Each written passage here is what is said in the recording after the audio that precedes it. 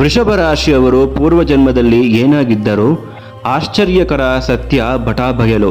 ನಿಮ್ಮ ಜೀವನದಲ್ಲಿ ಈ ಘಟನೆಗಳು ನಡೀತಾ ಇದ್ರೆ ಪೂರ್ವಜನ್ಮದ ಕರ್ಮ ಫಲ ಇರಬಹುದು. ವೃಷಭ ರಾಶಿಯವರಿಗೆ ದೇವರು ಕೊಟ್ಟ ವಿಶೇಷ ವರ ಮತ್ತು ಜವಾಬ್ದಾರಿಗಳು ಯಾವುದು ಗೊತ್ತಾ? ಹಣ ಕೈಯಲ್ಲಿ ಉಳಿಯದ ರಹಸ್ಯವನ್ನ ಜ್ಯೋತಿಷ್ಯ ನಿಮಗೆ ಮಾಹಿತಿ ನೀಡುತ್ತದೆ.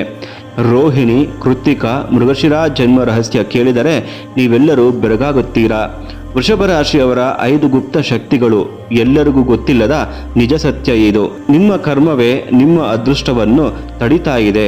ವೃಷಭ ರಾಶಿಯವರು ತಪ್ಪದೇ ತಿಳಿಯಬೇಕಾದ ಪೂರ್ವಜನ್ಮದ ರಹಸ್ಯಗಳು. ಈ ಒಂದು ಪರಿಹಾರ ಮಾಡಿದರೆ ಕರ್ಮದ ಭಾರ ಕಡಿಮೆಯಾಗುತ್ತದೆ. ವೃಷಭ ರಾಶಿಯವರ ಜೀವನದ ನಿಜವಾದ ಉದ್ದೇಶ ಏನು? ಕೊನೆಯವರೆಗೂ ವಿಡಿಯೋ ನೋಡಿ. ನಮಸ್ಕಾರ ಪ್ರಿಯ ವೀಕ್ಷಕರೇ, ನಿಮ್ಮೆಲ್ಲರಿಗೂ ನನ್ನ ಯೂಟ್ಯೂಬ್ ಚಾನಲ್ಗೆ ಸ್ವಾಗತ. ನಾನು ಪ್ರಮೋದ್ ಕಶ್ಯಪ್. ರಾಶಿಗಳ ಗುಣ ಸ್ವಭಾವ ಮತ್ತು ನಕ್ಷತ್ರಗಳ ಗುಣ ಸ್ವಭಾವ ಅಂತ ಹೇಳಿ ಒಂದು ಸೀರೀಸ್ ಬೈ ನಾನು ವಿಡಿಯೋನ ಮಾಡ್ತಾ ಹೋಗ್ತಾ ಇದ್ದೀನಿ. ಸಮಯ ಇಲ್ದಿರೋ ಕಾರಣ ವಾರಕ್ಕೆ 1 ಅಥವಾ 2 ವಿಡಿಯೋ ಮಾತ್ರ ಬರುತ್ತೆ. ಸೊ ನೀವೆಲ್ಲರೂ ನನ್ನ ಯೂಟ್ಯೂಬ್ ಚಾನಲ್ನ ಫಾಲೋ ಮಾಡ್ತಾ ಇರಿ. ಇನ್ನಷ್ಟು ಹೆಚ್ಚಿನ ಮಾಹಿತಿಗಾಗಿ ಸಬ್ಸ್ಕ್ರೈಬ್ ಮಾಡ್ಕೊಳ್ಳಿ, ಶೇರ್ ಮಾಡಿ, ಲೈಕ್ ಮಾಡಿ ಅಂತ ಹೇಳ್ತಾ ವಿಡಿಯೋನ ಕೊನೆಯವರೆಗೂ ನೋಡಿ. ಆಗ ಮಾತ್ರ ನಾನು ಏನೇನು ಹೇಳಿರ್ತೀನಿ ಅವೆಲ್ಲವೂ ಕೂಡ ನಿಮಗೆ ಅರ್ಥವಾಗುತ್ತೆ. ಸೊ ವಿಡಿಯೋನ ಕೊನೆಯವರೆಗೂ ನೋಡಿ. ನಮಸ್ಕಾರ ಸ್ನೇಹಿತರೆ, ವೃಷಭ ರಾಶಿಯಲ್ಲಿ ಜನಿಸಿದ ನೀವು ಪೂರ್ವ ಜನ್ಮದಲ್ಲಿ ಯಾರು ಆಗಿರ್ತೀರಾ ಅಂತ ಎಂದಾದರೂ ನೀವು ಯೋಚನೆ ಮಾಡಿದ್ದೀರಾ? ಏಕೆ ನಿಮಗೆ ಹಣದ ಮೇಲೆ ವಿಶೇಷ ಆಕರ್ಷಣೆ ಇರುತ್ತೆ? ಏಕೆ ಸಂಬಂಧಗಳನ್ನ ಕಳೆದುಕೊಳ್ಳುವ ಭಯ ಇರಬಹುದು?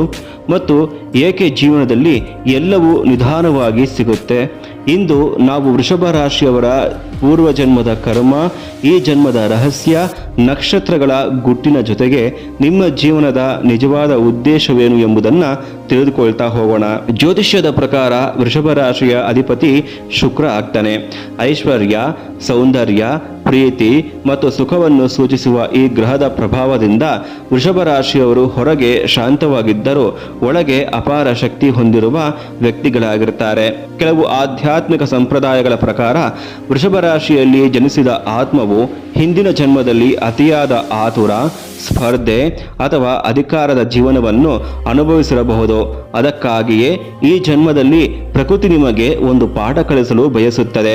ಸಹನೆ, ಸ್ಥಿರತೆ ಮತ್ತು ನಿಜವಾದ ಸಂತೋಷದ ಮೌಲ್ಯ. ನಿಮಗೆ ಹಣದ ಬಗ್ಗೆ ಹೆಚ್ಚು ಕಾಳಜಿ ಇದೆಯೇ?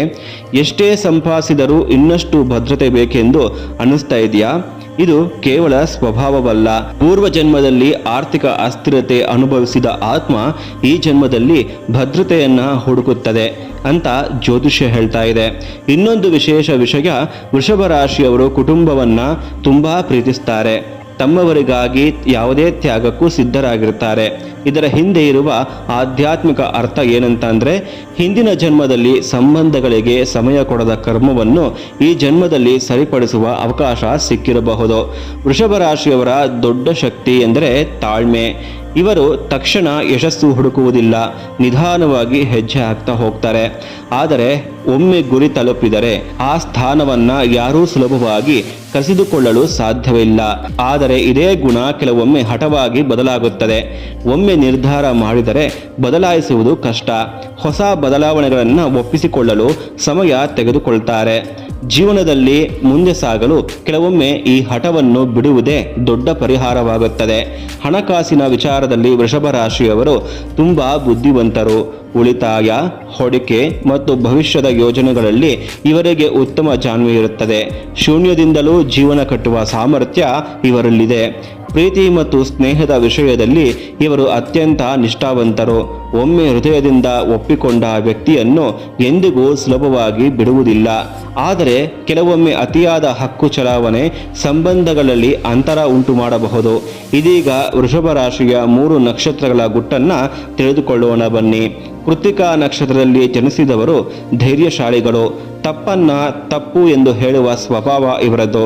ಹೊರಗೆ ಕಠಿಣವಾಗಿ ಕಂಡರೂ ಒಳಗೆ ತುಂಬಾ ಮೃದು ಮನಸ್ಸು ಹೊಂದಿರುತ್ತಾರೆ. ನಾಯಕತ್ವ ಇವರ ಸಹಜ ಗುಣ.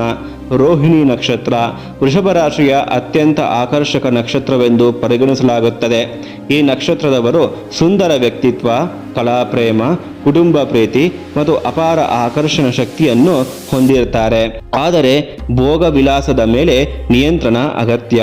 ಮೃಗಶಿರ ನಕ್ಷತ್ರದವರು ಸದಾ ಹೊಸ ವಿಷಯಗಳ ಹುಡುಕಾಟದಲ್ಲಿರುತ್ತಾರೆ. ಜ್ಞಾನ, ಸಂಶೋಧನೆ, ಪ್ರವಾಸ ಮತ್ತು ಹೊಸ ಅನುಭವಗಳೇ ಇವರ ಜೀವನದ ಉತ್ಸಾಹ. ಒಂದೇ ಜಾಗದಲ್ಲಿ ನಿಲ್ಲುವುದು ಇವರಿಗೆ ಇಷ್ಟವಿರುವುದಿಲ್ಲ. ಇದೀಗ ಒಂದು ಪ್ರಶ್ನೆ ಮೂಡಬಹುದು, ನಿಮಗೆ ಪದೇ ಪದೇ ಗಂಟಲಿನ ಸಮಸ್ಯೆ ಬರ್ತಾ ಇದೆಯಾ? ಅಥವಾ ಎಲ್ಲವೂ ಇದ್ದರೂ ಮನಸ್ಸಿನಲ್ಲಿ ಏನೋ ಕಳೆದುಕೊಳ್ಳುವ ಭಯ ಕಾಡ್ತಾ ಇದೆಯಾ? ಕೆಲವರು ಇದನ್ನ ಪೂರ್ವಜನ್ಮದ ಕರ್ಮದ ಸಂಕೇತವೆಂತ ನಂಬ್ತಾರೆ. ಆದರೆ ಆರೋಗ್ಯದ ಸಮಸ್ಯೆಗಳಿಗೆ ವೈದ್ಯಕೀಯ ಸಲಹೆಯೂ ಅಷ್ಟೇ ಮುಖ್ಯ ಎಂಬುದನ್ನು ಮರೆಯಬೇಡಿ. ಹಾಗಾದರೆ ವೃಷಭ ರಾಶಿಯವರು ಯಾವ ಕರ್ಮವನ್ನ ಪೂರ್ಣಗೊಳಿಸಲಿಕ್ಕೆ ಈ ಜನ್ಮದಲ್ಲಿ ಜನ್ಮ ಪಡೆದಿರುತ್ತಾರೆ ಅದನ್ನ ಈಗ ತಿಳ್ಕೊಳ್ಳೋಣ ಬನ್ನಿ. ನಿಮ್ಮ ಜೀವನದ ಉದ್ದೇಶ ಕೇವಲ ಹಣ ಸಂಪಾದನೆ ಮಾಡುವುದಲ್ಲ, ನಿಮ್ಮ ಮೂಲಕ ಕುಟುಂಬಕ್ಕೆ ಭದ್ರತೆ ನೀಡುವುದು, ಪ್ರಕೃತಿಯನ್ನು ಕಾಪಾಡುವುದು, ಪರಿಶ್ರಮದಿಂದ ಸಮಾಜಕ್ಕೆ ಮೌಲ್ಯಯುತ ಕೆಲಸಗಳನ್ನು ನೀಡುವುದು ಮತ್ತು ಪ್ರೀತಿ ಸಹನೆಯ ಮೂಲಕ ಉತ್ತಮ ಬದುಕನ್ನ ಕಟ್ಟುವುದು ನಿಮ್ಮ ಆತ್ಮಯಾತ್ರೆಯ ಪ್ರಮುಖ ಭಾಗವಾಗಿದೆ. ಜ್ಯೋತಿಷ್ಯದಲ್ಲಿ ಕೆಲವು ಪರಿಹಾರಗಳನ್ನು ಕೂಡ ಸೂಚಿಸಲಾಗಿದೆ. ಶುಕ್ರವಾರ ಲಕ್ಷ್ಮೀ ದೇವಿಯ ಆರಾಧನೆ, ಶಿವ ಅಥವಾ ದಕ್ಷಿಣಾಮೂರ್ತಿಯ ಧ್ಯಾನ, ಕುಲದೈವದ ಪೂಜೆ, ಬಡವರಿಗೆ ಅಕ್ಕಿ, ಹಾಲು ಅಥವಾ ಬಿಳಿ ಬಣ್ಣದ ವಸ್ತುಗಳನ್ನು ದಾನ ಮಾಡುವುದು ಶುಭಕರವೆಂದು ಪರಿಗಣಿಸಲಾಗುತ್ತದೆ. ಗಿಡಗಳನ್ನು ನೆಡುವುದು ಮತ್ತು ಪ್ರಕೃತಿಯ ಸೇವೆ ಮಾಡುವುದರಿಂದಲೂ ಉತ್ತಮ ಫಲ ಸಿಗುತ್ತದೆ ಎಂದು ನಂಬಲಾಗಿದೆ. ಎಲ್ಲಕ್ಕಿಂತ ದೊಡ್ಡ ಪರಿಹಾರ ಒಂದೇ, ಕ್ಷಮೆ. ಹಳೆಯ ದ್ವೇಷವನ್ನು ಬಿಡಿ, ಒಳ್ಳೆಯ ಮನಸ್ಸಿನಿಂದ ಬದುಕಿ. ನಿಮ್ಮ ಕರ್ಮವನ್ನು ಉತ್ತಮ ಕರ್ಮದಿಂದಲೇ ಬದಲಾಯಿಸಬಹುದು ಎಂಬುದನ್ನು ಸದಾ ನೆನಪಿನಲ್ಲಿಡಿ. ಹಾಗಾದರೆ ಸ್ನೇಹಿತರೆ, ಈ ವಿಡಿಯೋದಲ್ಲಿರುವ ಎಷ್ಟು ವಿಷಯಗಳು ನಿಮ್ಮ ಜೀವನಕ್ಕೆ ಹೊಂದಿಕೆಯಾಗಿವೆ? ನಿಮ್ಮ ಅನುಭವವನ್ನು ಕಾಮೆಂಟ್ನಲ್ಲಿ ಹಂಚಿಕೊಳ್ಳಿ. ವಿಡಿಯೋ ಇಷ್ಟವಾದರೆ ಲೈಕ್ ಮಾಡಿ, ನಿಮ್ಮ ಸ್ನೇಹಿತರೊಂದಿಗೆ ಕುಟುಂಬದವರೊಂದಿಗೆ ಶೇರ್ ಮಾಡಿ ಮತ್ತು ಇಂತಹ ಜ್ಯೋತಿಷ್ಯ ರಹಸ್ಯಗಳಿಗಾಗಿ ನನ್ನ ಚಾನಲ್ಗೆ ಸಬ್ಸ್ಕ್ರೈಬ್ ಮಾಡ್ಕೊಳ್ಳಿ, ಶೇರ್ ಮಾಡಿ, ಲೈಕ್ ಮಾಡಿ ಅಂತ ಹೇಳ್ತಾ ಎಲ್ಲರಿಗೂ ನಮಸ್ಕಾರ. ಈ ಕಾರ್ಯಕ್ರಮ ಮುಗಿಸುವ ಸಮಯ ಬಂದಿದೆ. ಧನ್ಯವಾದಗಳು. ನಮಸ್ಕಾರ. ಕೃಷ್ಣ ಅರ್ಪಣಮಸ್ತು.